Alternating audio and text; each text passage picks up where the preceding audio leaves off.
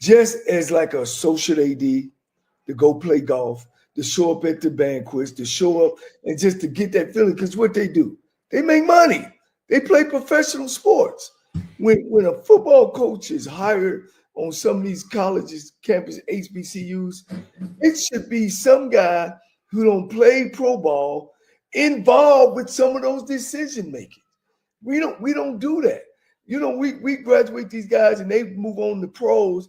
Then all of a sudden, when they become a star, then we want to contact them, and they ain't been contacted since they left there.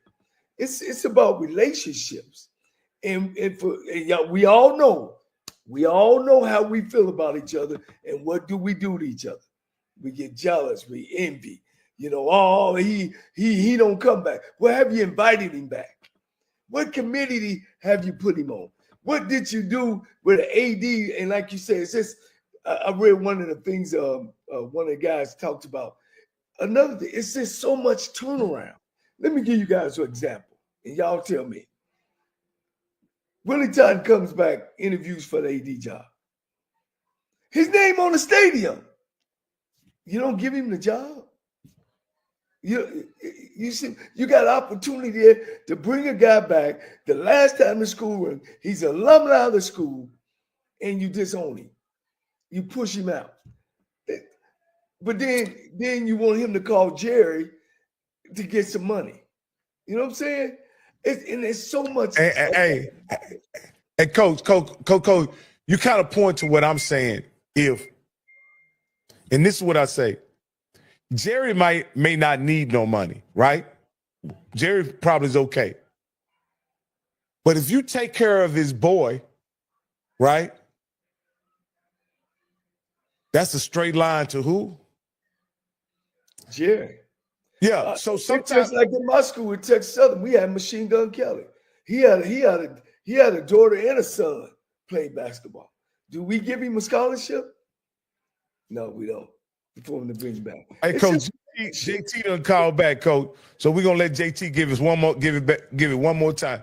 JT, you're live on HBCU Coaches Corner. Wow. Oh man, your internet went out on him. Coach, my whole he this and that. My whole point was this, Coach. We need to understand that the players gave already, man. They already gave, and it's time for the other alumni to do their part. And again, Mr. Campbell, I'm not saying that the other alumni doesn't do their part. I'm not saying that they don't donate, but it's in my opinion, it's the university's obligation to honor those great men and the time that they gave the university during that time that they were there playing ball. They gave to the university then, and those men should be honored. They should not be required after they go on to then give any more than they want to, but they should always be honored by the university, in my opinion. Well, let me say this too. You guys know I got a nephew who played at Cleveland State, right? Mm-hmm. Played in the pros, you know what I mean? And he went back for a function, but he's on committees at the university. But you know what the president told him? He was going to write a check. The president said, hey, we don't need your check, because every time they show you on the face and say you from Cleveland State, we can't even buy what you bring to us because you're a graduate from Tennessee State. But they built a relationship with him. Every graduation, he's invited back. Every function, he's invited back. He's invited back to games. They never lose track of where he is. They never lose touch with him. Right. They have him fly down and meet the president and to have lunch and dinner. They always keep this relationship with him. But right now, they told him, we don't need your money, because every time you shoot a basket or you on some show, they're going to say Norris Cole from Cleveland State. We could do the same thing, guys, but we just don't have our administration think you guys got to look up to me. I'm the president. I'm the AD. Come to me. Come to me if you want something. No, it starts from the top. You got to go out and meet people and build relationships and make sure, like Coach Campbell say, make sure you know who played back 20 years ago or who was what 20 years ago. It just, and that's how it starts and that's how it rolls. Hey, this right here, you should, again, I don't think this is a function of the school.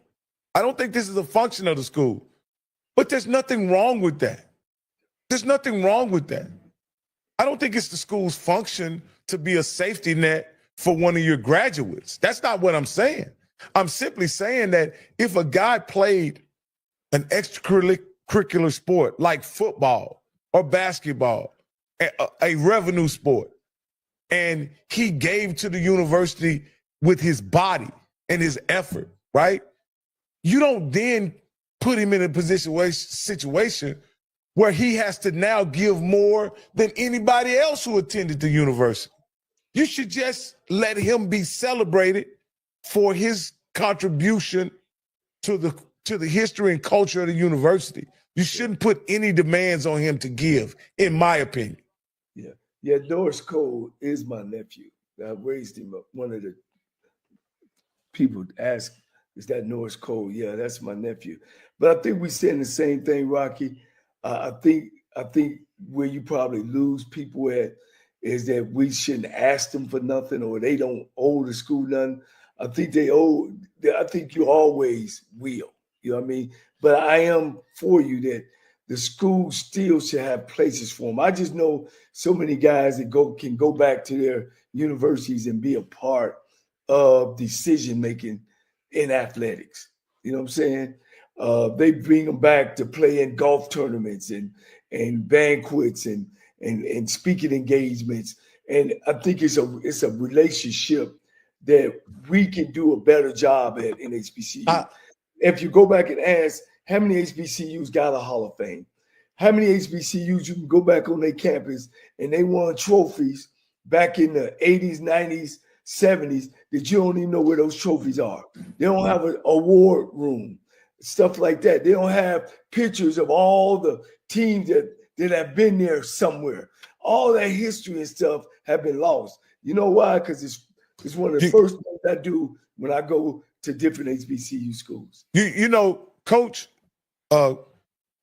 Steve gave me a wonderful experience a couple years ago when I went to visit FAMU when Prairie View played them in the SWAC championship.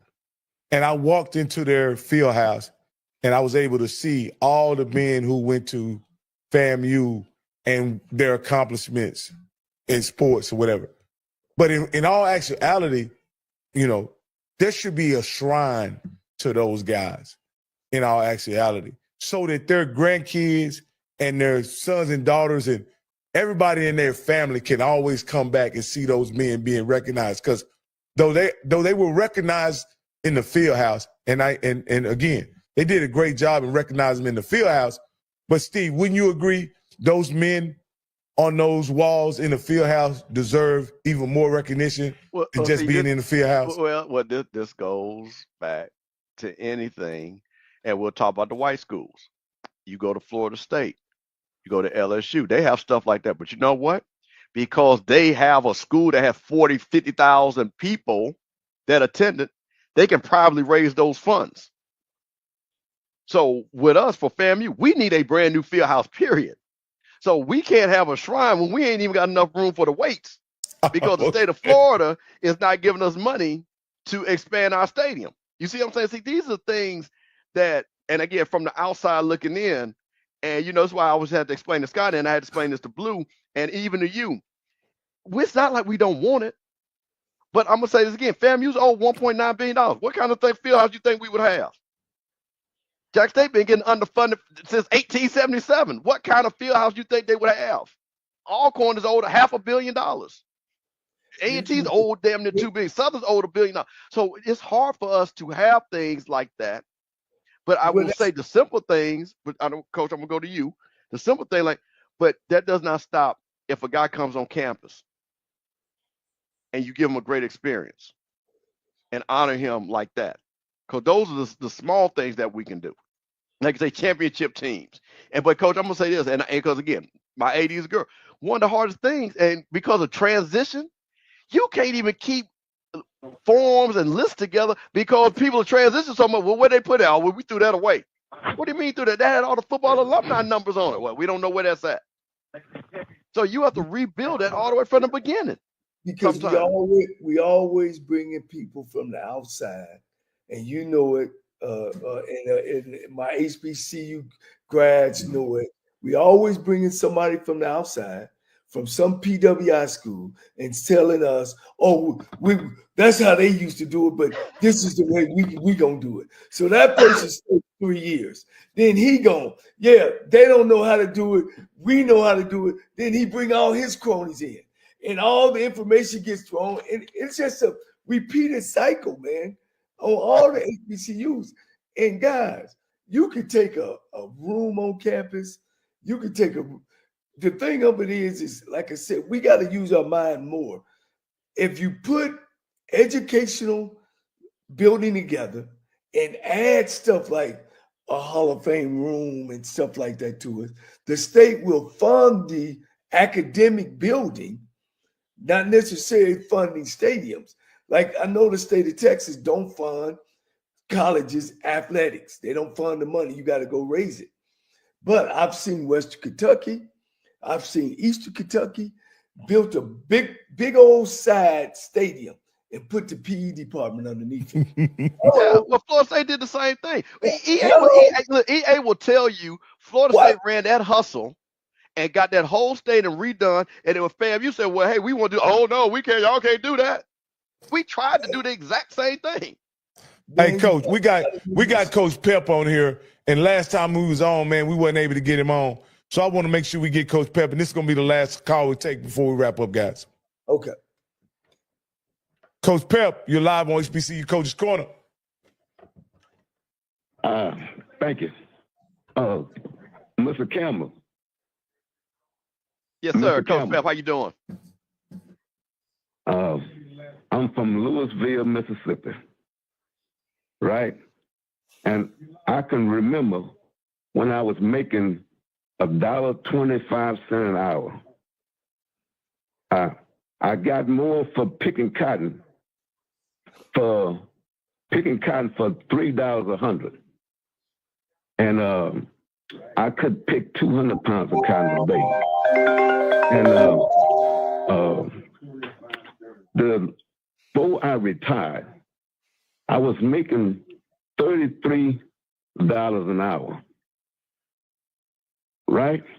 And I wonder how long the HBCU coach take to get a head coaching job. It's 5 years to the university, 2 years graduate assistant, 4 years of a position coach, 5 years as a defensive coordinator, offensive coordinator. And he able to apply for the head coaching job. And he may not get that job. That's 15 years. 15 years. And Makovic got that job in 3 days. And the other boy got the job in 1 day. In 1 day.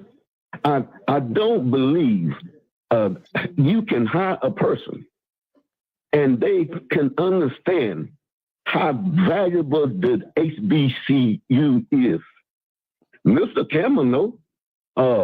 Coach Cole know. I know. And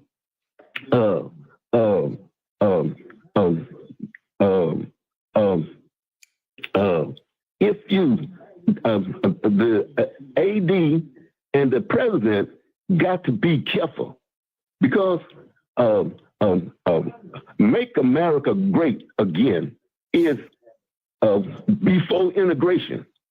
We just started, Mississippi just started going to the White Stadium in 1975. And that ain't been that long ago. a couple of years ago, they tried to make Alcorn State, Mississippi State at Alcorn, Ole Miss at Jackson State, right? The black kids gonna apply for go to Mississippi State, and they gonna send the black kids to Alcorn, and they owe Alcorn about $250 million, and they gonna bring that up, and they gonna bring that up, and they say, man, Mississippi State is, if they give that money, Mississippi State is gonna handle that money,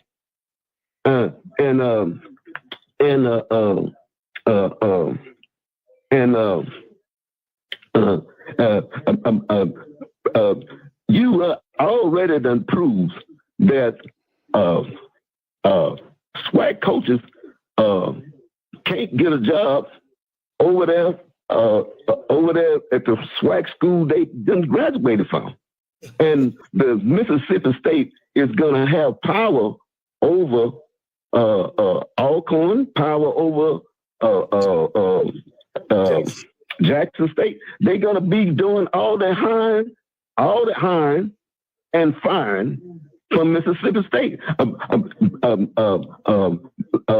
Mississippi State is going to be in charge of that money, and they're going to be able to distribute it they way they want it. But you got to be careful when you bring them guys in there and they don't know how important the HBCU is, right? Absolutely, Coach Pep. Hey, man, we always appreciate you calling in, man, and we appreciate you calling into the show, Coach Pep. Before we let you go, man, how your health holding up, brother? Hey, Ricky. Hey, I'm Rocky. I meant to tell you something. Yes, sir. And I'm gonna tell you guys this right here. I had a stroke, right? Mm-hmm. I had a stroke, and when I was having a stroke, I prayed to the Lord, and I prayed to the Lord, help me, right? And I lasted about 20 seconds, and I get up and walk to the bathroom and see has the effect that stroke has on me. Then I drove to the healthcare, and I couldn't talk. And I prayed to the Lord all while I was driving, because I didn't supposed to drive with the stroke. And I prayed to the Lord from the 12 o'clock. In the evening time, I prayed to the Lord. And I prayed to the Lord at nighttime. And when I went in there, my phone had dropped in the water before. I was taking it to the shop to get it fixed on that Monday. But I had no phone. And I hadn't lost all my memory. And my brother and all them live in Louisville, Mississippi. I had no way of getting in contact with them. But I prayed to the Lord, and I prayed to him at night. I prayed to him in the daytime. And all my memory came back in the next day. And the doctor said, man, I have never known nobody to come in here and I had a stroke and leave the next day. And I said, man, I prayed to the Lord. And I left out that hospital the next day. And I couldn't talk. Scotty couldn't tell you this. I couldn't talk, but I watched the show. I watched the show on Scotty, and I watched the show every day on Scotty while I was healing.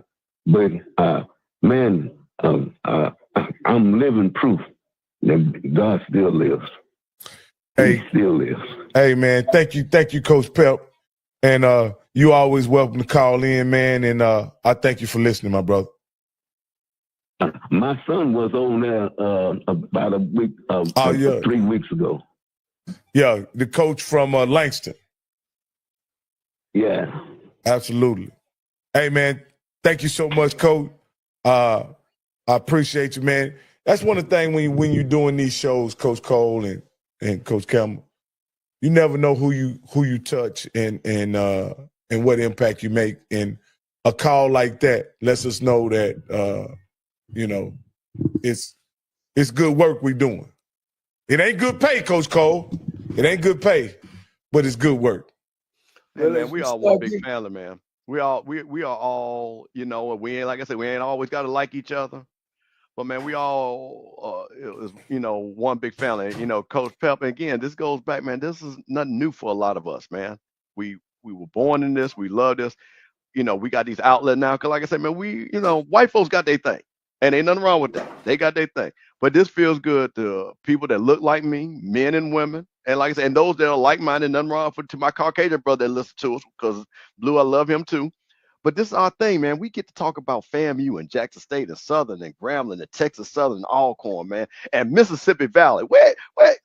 Coach, where's T-Buck gonna be able to spread his gospel, other than right here at the HBCU Coaches Corner? Yeah. So, man, this is for us by us, man. This is FUBU, baby. Yeah. We like I keep on saying, man, we can be economists. If it works for them, it can work for us. We don't have to invent the wheel, Coach. All we got to do is tweak it. Maybe we can't ride around in 24s, but we damn sure can ride around in 12s or 13s. And I talk about my years of how we turned programs around, and that's how we turned them around. Even in Lane College, I know I couldn't afford to take the team out on Friday, put them in a hotel, and take them to the movies. Hell, Coach, I went and got a damn screen from the damn library. At that time, they had Blockbuster, and we had let's get it. The damn movie Friday night. All of them mandatory to come, sit, watch the movie Friday night together, had our team meetings, and then they went home. Every Friday we was doing that. You know what I'm saying? So that's what I'm saying about, at Tennessee State. You guys heard my brother. Hell, we went to a campground. And if you ever stayed at a campground, but it wasn't about the luxury of it.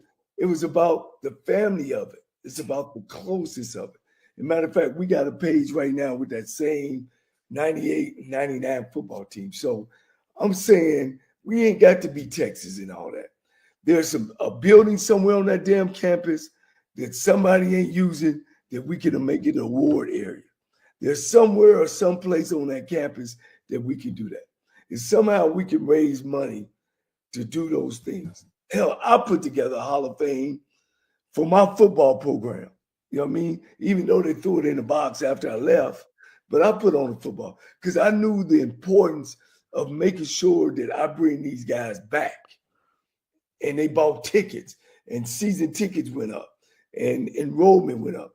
So we can do it, man. We just got to do it. But, Campbell, Rocky, it starts from the top. Absolutely. Hey, Coach, this is another great show, Coach. Coach Campbell got T-Buck. Coach, we ain't heard from them guys in the MEAC, have we? This fall, this spring, have we? It looked like I'm going to have to put a personal call in, Coach. Oh, hey, Coach, you saw those emails I sent out, didn't you? Yeah, you saw all up. Hey, Coach, I ain't got, didn't get not one reply, Coach. Hey, I'm working on my Cali connection. I'm going to get Coach the D-Jack on here. I'm going to get him. Yeah, I'm working on it right now. And then, Coach, you can talk to him directly and ask him about him skipping the line. But I'm working on my Cali connection. My boy's a barber out there that knows his people. So I'm working on that. Well, I'm gonna get on the phone and call personally myself. So We'll see. We'll see. Like I said, my nephew played with both of them at the Eagles. My nephew Trent Cole, he played with Vic and D-Jack at the Eagles when they was at the Eagles together. So I'm trying to work that angle as well. All right, Coach Campbell. I'm out. If you got anything, you wrap it up, and then we'll leave it to. Hey, well, you guys, I'm gonna say this again. Another great show. We're getting ready to roll in, and I'm just gonna give something for my Mississippi folks. My grandma and them were from Camden, Mississippi. Used to pick okra. In February, everybody knows about the coldest month in the state of Mississippi. And they would go out there, they didn't have too many big coats, and they didn't have none of those gloves. And they look at their dad and say, Daddy, why we got to be out here? He said, this is the only way we're going to make money. And he look at them and say, listen, if you can February, you sure can March. So I'm just letting y'all know, if y'all can make it through February, y'all can show March for the rest of the year. So, man, keep it up. Don't let this cold weather get you down. Don't let cold people get you down, because warm times are coming back, Coach. Warm times are coming back. Man, EA told me that Michael Vick is Pleasant Kappa. Man, I might need to fly out there with the bros and see what's going on. Hey, man, I always want to thank guys for watching the show. It's getting bigger and it's growing each and every week. I always want to thank my two, the tandem, Rocky and the Bishop, for giving me their time to get on the show. I think we've made a big impact in HBCU football. We want to continue. I know sometimes, in my case, I got to watch what I say and do what I say as well. But I want to thank you guys for the continued support. Let's make sure we continue to support these HBCU schools. I think we're going somewhere with the show. We'll get back with you guys on what we're going to do this spring. We actually want to go visit a couple teams. Last year we went to Alabama State. We want to do some things that way. Man, it's tough out there. I thought the Super Bowl was great. I know we didn't even say anything about it. I can't say enough about the Lamar show. He put one on. Man, did y'all see that the American flag was made out of black folks? Man, that was great. And it was just an all black cast. And they not like us, and that's okay. But we all got to live in harmony on this earth. And if things ain't going right for you, man, keep hanging in there. Tie a rope at the end of the day, and make sure you put it in a knot and hold on tight, because ain't nobody bad like you. Hey, my name is Danny Wilson, and I won $500 on the lunch break with AJ Jones.